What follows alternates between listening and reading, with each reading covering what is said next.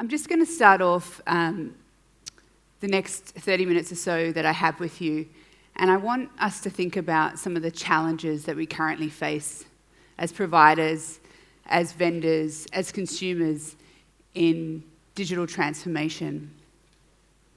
And before I get into the crux of my presentation, I want to challenge us on three things. So I asked three things of you today. The first is, I want to challenge you and the organisation that you represent on what you actually believe digital transformation is and what it means to a healthcare organisation. The second is, I want you to go beyond the belief that digital transformation is only about technology.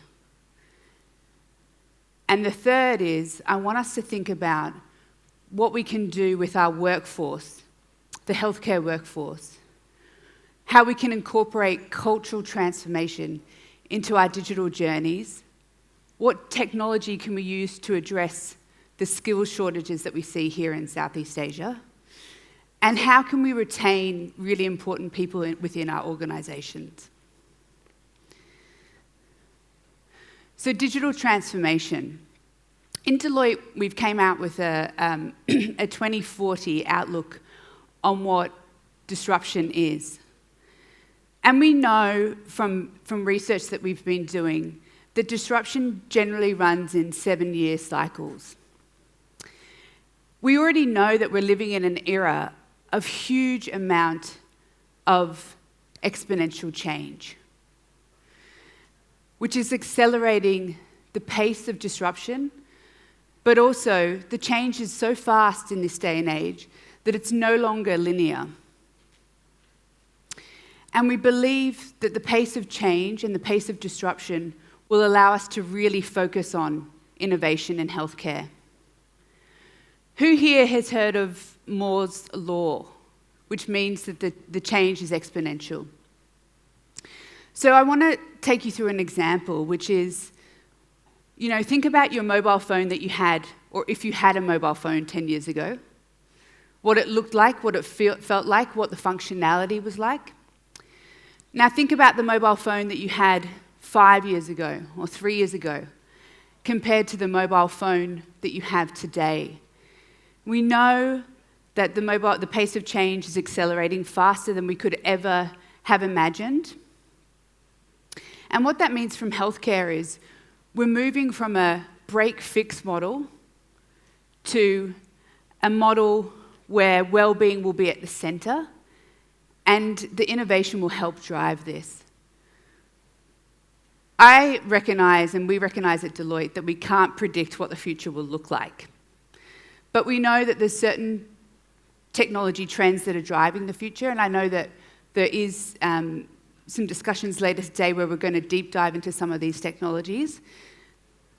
But we know that there's macro trends and implications that determine how those influence both the near and the long-term investments that you as providers need to make in order to be able to be part of the digital journey, but actually become and be digital in the future. When we think about healthcare, we know that it's facing unprecedented digital disruption in this region. So tech is everywhere.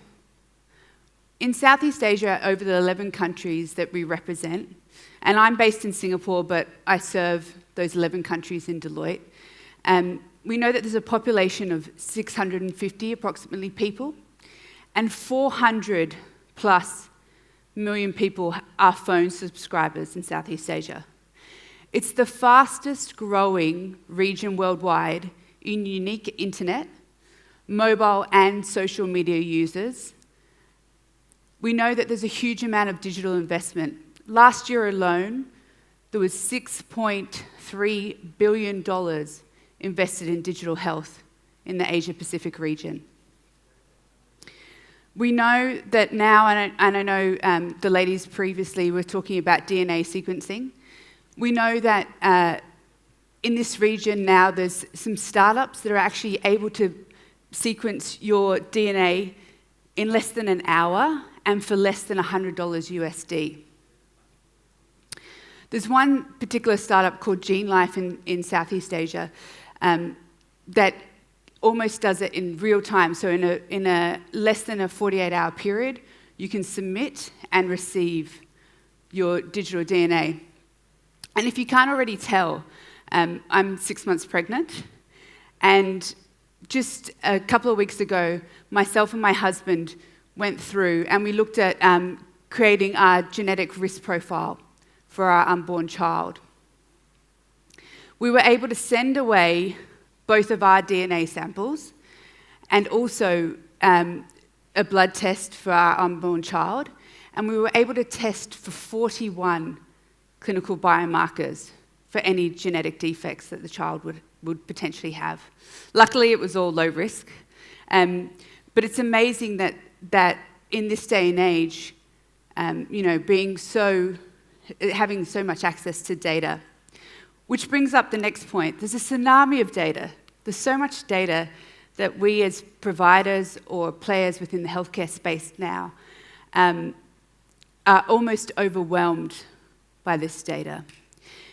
Last year alone, there was 40% annual growth on data in the Southeast Asia region, and that's predicted to continue up until into the future.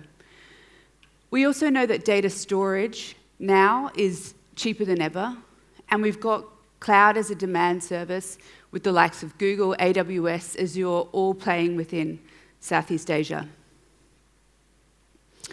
So what does that mean for the evolving health care landscape in Southeast Asia?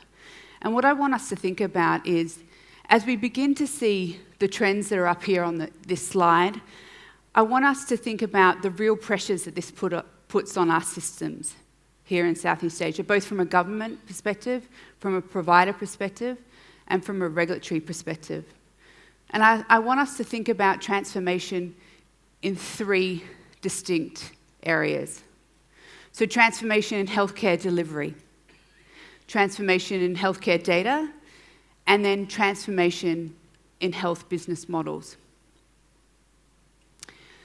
Did you know that the order of change generally follows in this order? One, technology is the disruption initially, and this is especially prevalent in Southeast Asia. Two, consumers change their behaviours. Three, providers react to those technologies and those consumer changes. And four, finally, policy and regulators start changing. When I think about healthcare, we need to start thinking about these transformations in order to react to the technology and the changes in consumer behaviours. For healthcare delivery, there's a huge move to mobility. Care delivery now is convenient, and people want care delivery 24/7 in any location. We know that in the future there will be interventions and monitoring, patient monitoring, at a lower cost that will happen out of your traditional settings. And here in this region, there's startups like Consula, Prenetics that are providing digitised healthcare to rapidly growing population and internet and smartphone users. So these, Prenetics, for instance, is operating in Indonesia, a population of 650 million people on 17,000 islands, and it's allowing the connection between the healthcare provider and the consumer within their own home. We now have health in our hands. Patients are diagnosing their own conditions, but that's going to happen more and more frequently as we go into the future. There's precision medicine. So we now know that there's going to be disease that is around personal patient needs, but that individuals not only want to be treated uniquely, but they're going to demand that of our services going in the future. And we know that clinical trials are going to start focusing on smaller population groups. Healthcare data. So we know that data is the new currency. Everyone is talking about it. But what does that actually mean? It means that we're going to have more preventative data. We're going to have more personalized interventions. We're going to have more smarter connected devices. And the future of work will not only be around AI-enabled operational excellence, but we'll also see the rise of the digital surgical twin. And if you haven't heard that expression before, it means using robotics and automation in digital surgeries. I've seen some examples happening in this region already. There's the advancements of new business models. So we see new collaboration models and the rise, especially in Southeast Asia, of what we call data native startups coming in. Now, these startups, they don't actually have a healthcare background and they're learning healthcare on the fly. What they do have, though, is the ambition to disrupt and challenge some of our ways of working, but also they have ambitions to actually fully impact patient outcomes. So we know that policy needs to play a part in this in terms of impacting funding and changing operational models. But there's huge pressure from non-traditional players and from the startups. In terms of physical settings, we know that there's a focus on virtual care, but that virtual diagnosis will also play a part. In Singapore, we've seen the rise of providers such as Dr. Anywhere, where you actually don't even need to be an existing patient to be able to have a normal GP service. So as long as you have a registered national identity card, they will be able to serve you through a teleconsult. I'm glad that Luciano touched on this at the very start of the day, because this is what we're focused on in Deloitte. We believe that the future of health will be driven by digital transformation, but it will be enabled through radically interoperable data and open, secure platforms. And when I think about healthcare, I think traditionally we've thought about healthcare as our physical health. But health in the future will be defined as an overall state of well-being that's encompassing both your mental health, your social, your emotional, your physical, and your spiritual health. And what that means from a healthcare perspective is each of these areas will have their own data sets as well. This is probably one of the most important slides that I'm going to show you today. And it's really thinking about how healthcare will be delivered in the future. What we know is that the enablers of healthcare in the future will be sensors. So sensors, there's a plethora of sensors. We know already now that most people have some form of smart device in their life. But sensors are going to be in us, they're going to be on us, like this Apple Watch, and they're going to be around us. Sensors will enable the data that we need, and platforms and AI will then enable those derived insights from that data. They'll always be on. So they'll be capturing data when we're asleep, when we're awake. They'll be able to aggregate, store, and derive insights from our own individual, institutional, populations, and environments. Sorry, my baby's kicking as I talk. It must be getting, the adrenaline must be going to it. So care today is reactive. If you look at the blue sections on this slide, the light blue sections, this is what we do today. We receive care through assessment and treatment. In the future, we will sustain well-being, so the dark blue sections. We'll be able to monitor, advise, and support care as we move to more of a well-being. And like I said before, we'll shift from a fixed break model to a well-being model. So I want you guys just to think about this for a second.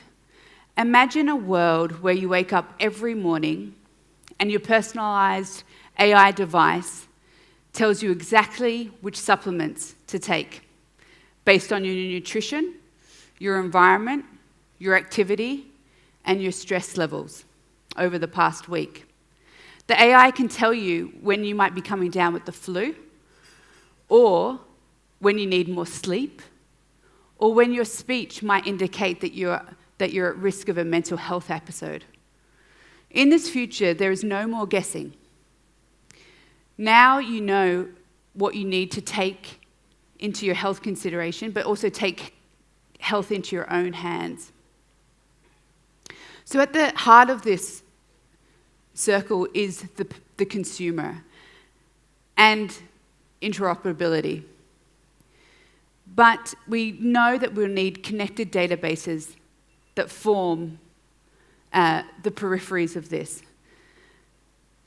I think that by having these connected databases, what will end up happening is that we'll get in front of illness and disease in a very dramatic way. You can now interview at the beginning of disease, and intervention becomes a lot less invasive. We know that there will be volumes that come out of the traditional setting, so not as many people will be going into hospital. And that means that there's going to be changes to your business model. And if you think about the Moore's law and the exponential graph that I showed at the start, I've had conversations over the last couple of weeks at different conferences around, is that going to happen in 2040? I think that your outlook is too far away. It might actually happen in the next 5, 10, 15 years. It's anybody's guess. But we know that we need to start thinking about finance of care across the socio-economic continuum, and that ultimately care is about two things: receiving care and sustaining well-being. Before I jump into the next slide, just take a look at the very outside of this circle, which are the three areas: well-being, care delivery, data and platforms, and then care enablement. These form the basis of our, what we call 10 business archetypes in healthcare in Deloitte. Sectors, as we think of them, won't exist in the future of health. Tomorrow's market leaders will play in a much more, will play across a much more integrated environment, and there will be value drivers that transform healthcare. We need to consider how we invest across some, not all of these business archetypes, and how we invest in terms of the future landscape and technology. This is the 2040 outlook, but what I want us to do is take it back to our local context here in Southeast Asia, and think about the top 5 that I want to highlight for Southeast Asia. So the first one is the data convener. In the future, data-centric healthcare will be built around organisations storing and analysing data of healthcare providers and patients that will be able to deliver both effective and personalised medicine. And an example of this happening right in our region at the moment is a healthcare startup in Indonesia, D-Clinica. Has anyone here heard of them? No? I'll tell you a little bit about them. Super interesting. This company announced just in June of this year that they were going to build a dedicated public healthcare blockchain for all Indonesian citizens, or the hope for all Indonesian citizens to use. There's the data platform infrastructure builder. This new world of health will need infrastructure and platforms that can serve highly empowered and engaged individuals. in real time. Data infrastructure builders will serve as the foundation of patient information and connectivity. There's an example of Square Digital.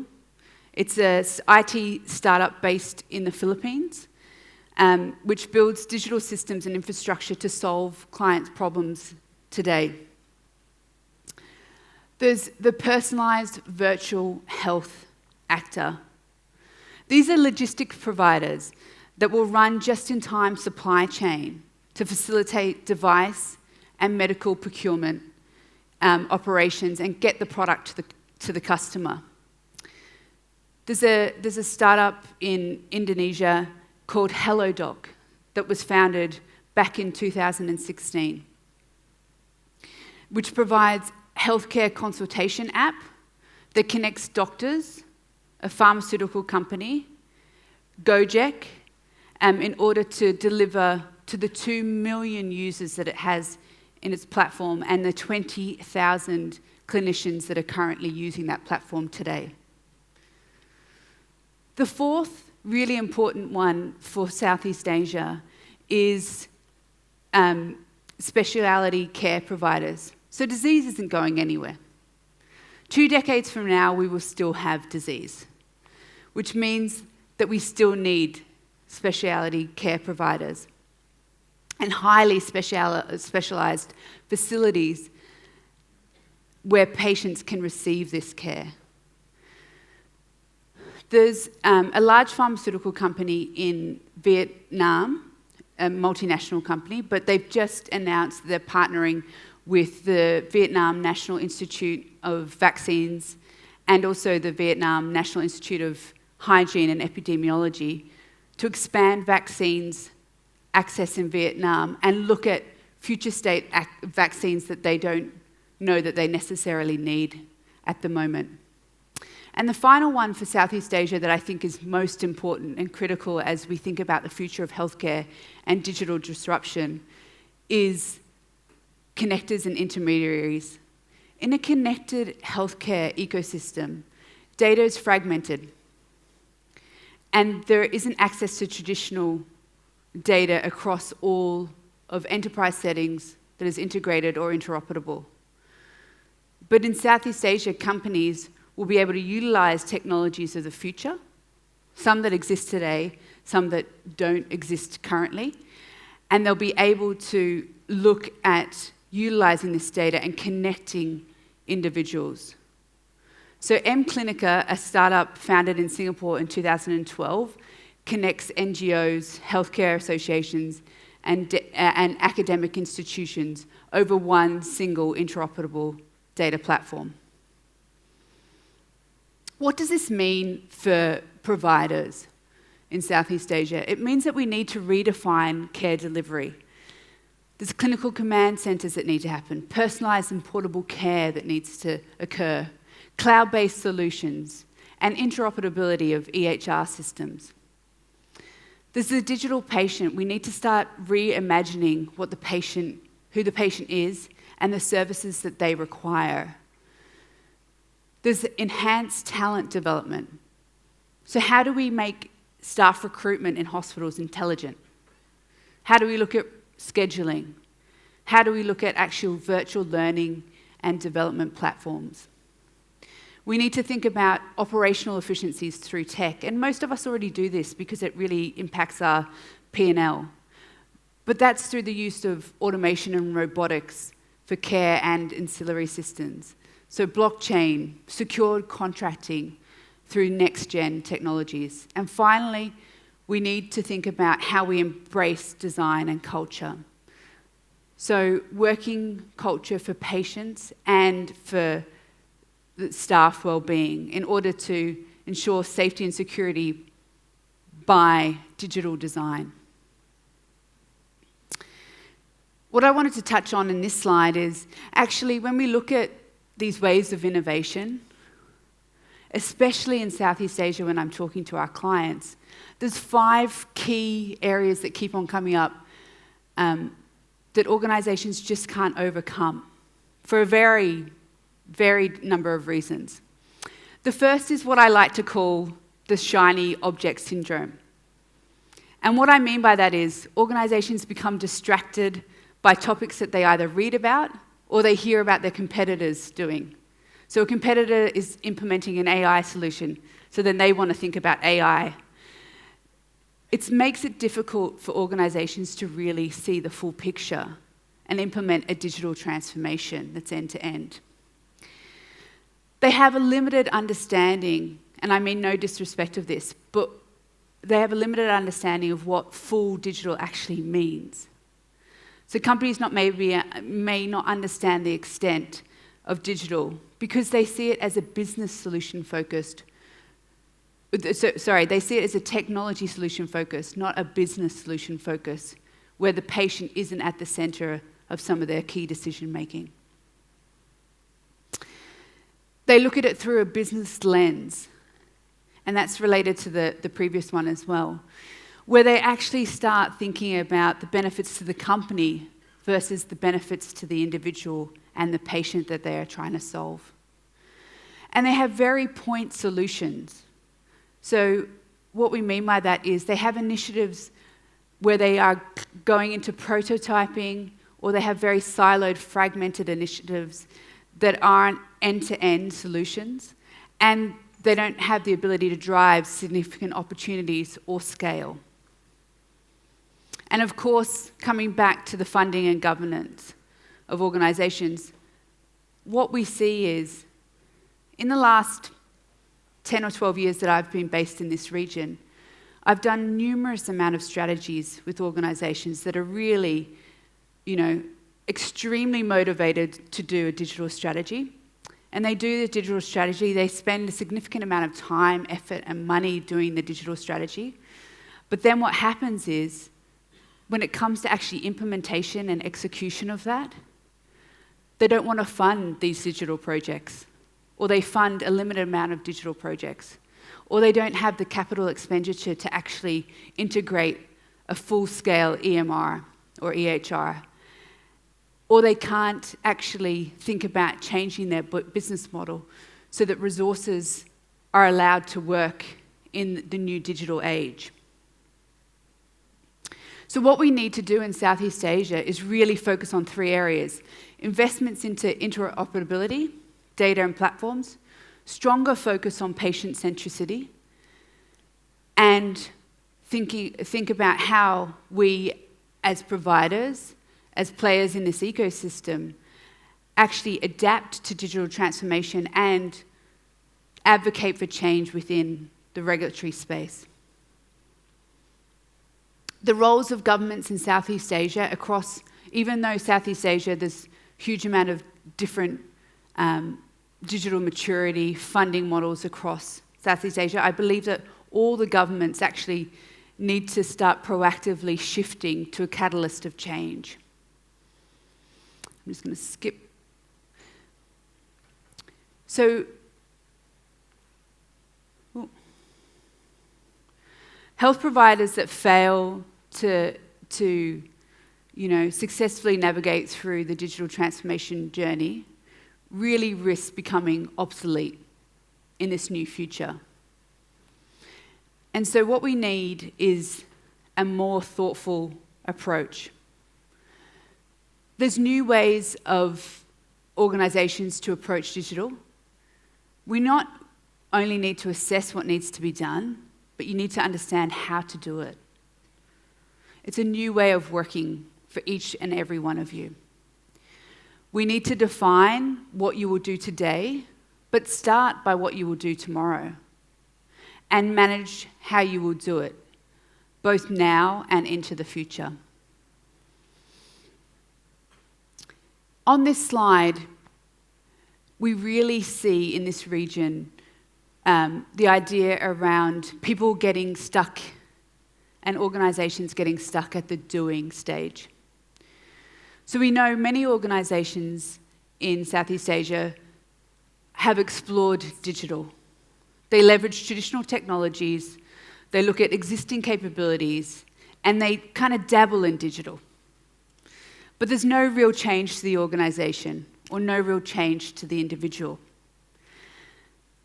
Then we know of lots of organisations, and I could name a few, but I won't, doing digital, where they leverage digital technologies in a way to extend their current capabilities. So they take what they're doing now and they do it in some form of digital capabilities. But largely they're still focused around the same business model, the same operating model, and the same customer needs.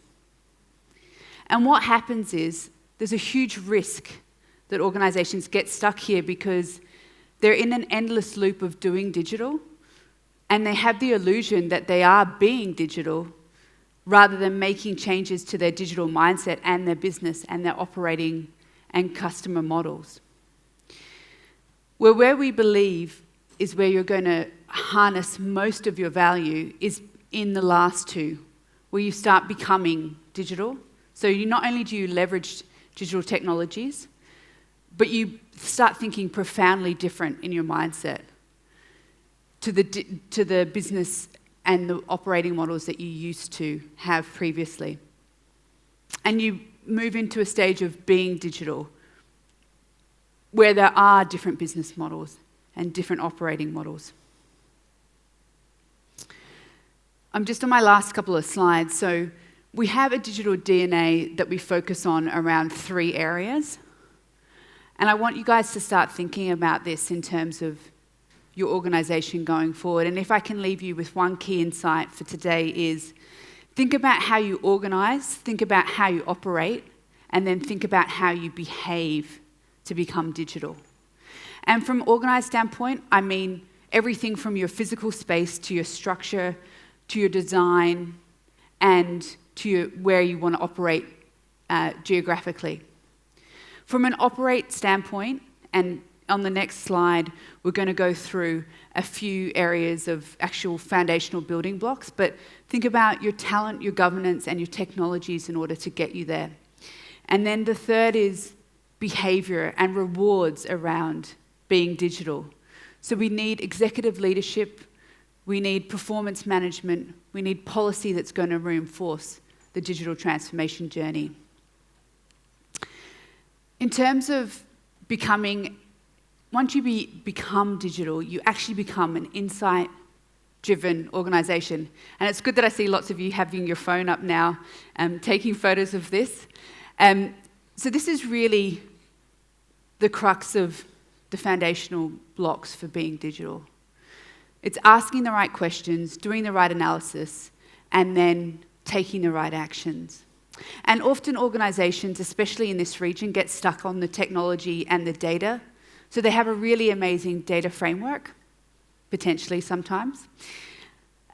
They have amazing siloed elements of technology, or they start different initiatives that are siloed, or they've got great vendor partnerships, but none of those are collaborative in nature or interoperable.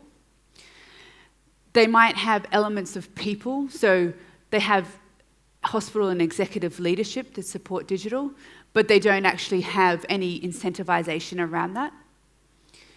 And they might have stopped at the strategy point, so they know that they should be talking about digital, but they actually don't actually think about how they need a new patient-centric operating model or stakeholders and partners in that care system where they're bringing startups, they're bringing vendors, non-traditional players into that ecosystem. So what I wanted to finish on today is, give me 2 seconds. Ooh. This one. What do you need to do now? You need to think about these 5 elements. So vision and leadership at the core, the business model, looking at your digital operations, so technology platforms and information flow needs to be fast and reliable in the future and enable systems and staff to support, but also your products and services need to be geared towards being digital. And finally, if we think about the new world that we're all starting to embark on, and I'll just call out a few of these,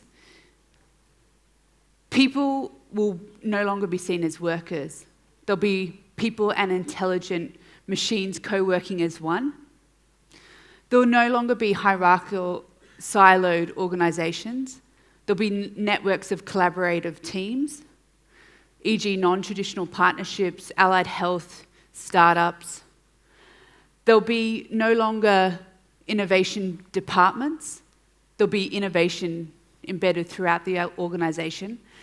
And we'll no longer think about it as profit-driven, which I know is the bone of most businesses, but it will be purpose-driven in the future.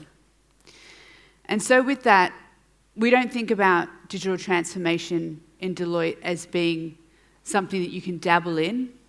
We see it as future-proofing your business in the future. Thank you.